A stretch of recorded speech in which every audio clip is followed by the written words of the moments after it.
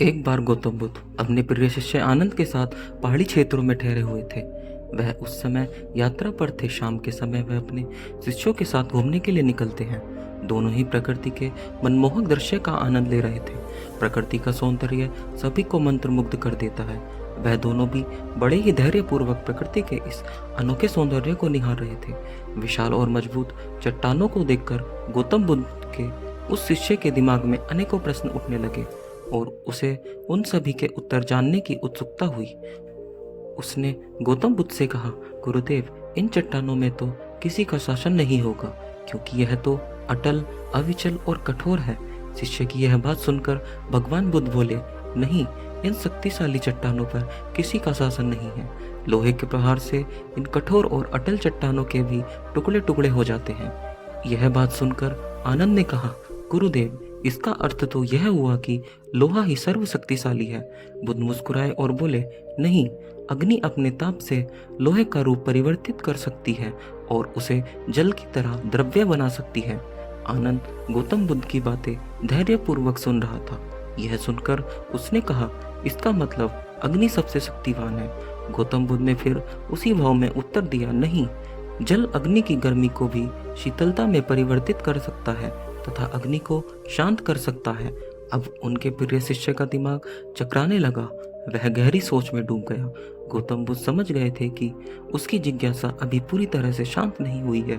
कुछ देर बाद आनंद ने फिर से सवाल किया, गुरुदेव, आखिर जल पर किसका शासन है?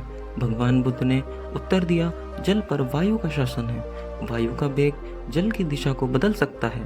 वायु बहुत वेगवान होती है तथा अपनी ताकत से बहती हुई नदियों की दिशा परिवर्तित करने की क्षमता रखती है।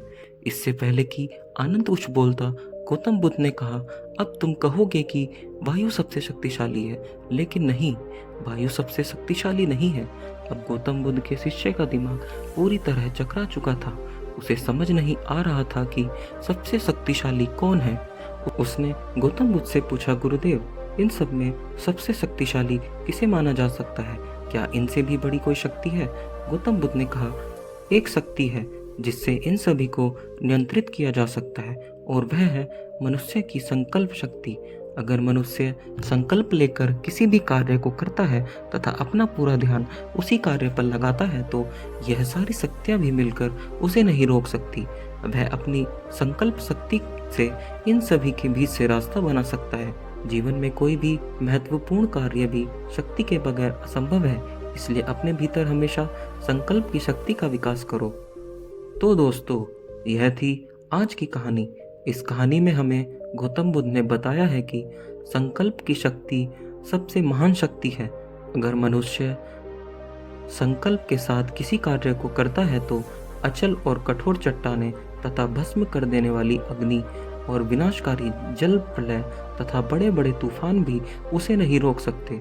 गौतम बुद्ध कहते हैं कि संकल्प की शक्ति सबसे महान है। दोस्तों, कैसी लगी आपको यह कहानी? हमें कमेंट सेक्शन में ज़रूर बताएं।